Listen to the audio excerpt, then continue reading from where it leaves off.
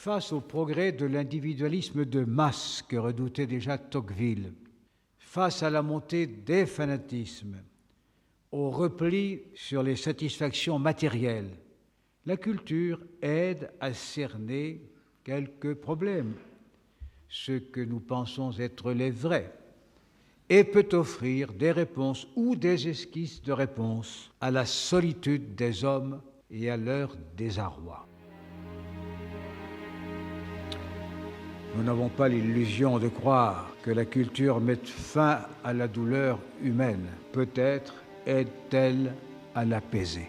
Mais nous croyons qu'elle cimente les solidarités et qu'elle invente par là l'histoire de demain.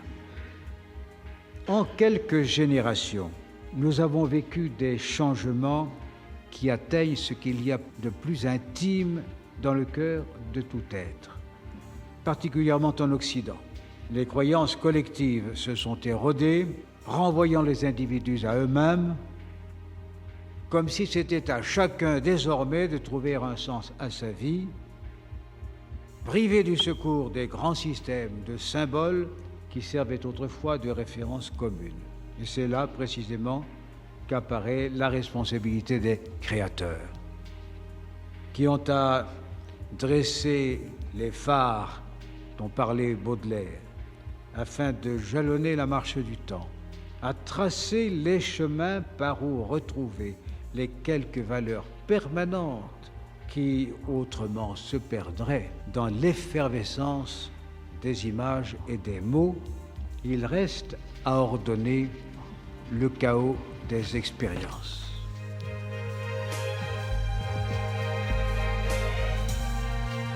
L'humeur vagabonde sur France Inter.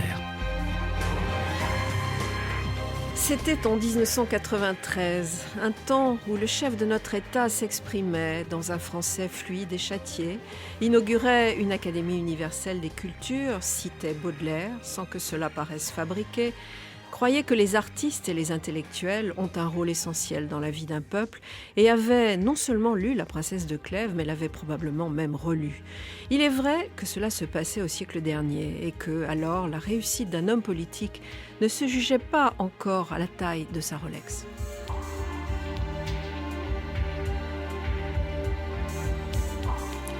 En un temps où le discours dominant ne nous propose plus que les possessions matérielles pour oublier notre questionnement sur le sens de notre vie, le rayonnement de quelques phares, penseurs, philosophes, artistes, écrivains, aide à traverser l'obscurité.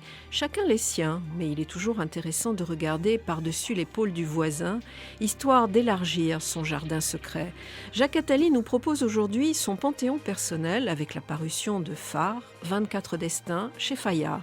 De Confucius à Ampateba, en passant par Thomas d'Aquin, Caravage, Darwin ou Richard Strauss, c'est un voyage dans l'intelligence, le talent, le courage, à 1000 lieues de l'univers Wikileaks.